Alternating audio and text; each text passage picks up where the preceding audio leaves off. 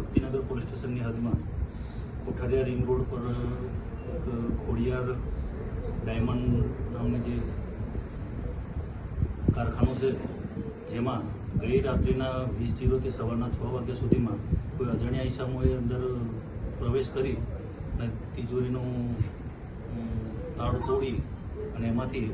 130.55 ગ્રામના હીરા જેની કિંમત આશરે 60 લાખની જેટલા હીરાની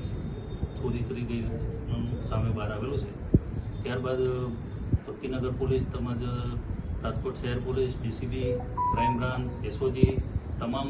અધિકારીઓએ આ સ્થળની મુલાકાત લઈ અને દરેકે પોતપોતાની ટીમ બનાવી અને આ ચોરીનો ગુનો ડિટેક્ટ કરવા માટે ચક્રો ગતિમાન કરેલી છે। ફરિયાદ દાખલ કરીને હવે આગળની તપાસ ચાલુ છે હાલમાં, અને તમામ ટીમો બનાવીને પોતપોતાની રીતે બધા રાત્રિના 20:00 થી 6:00 સુધીમાં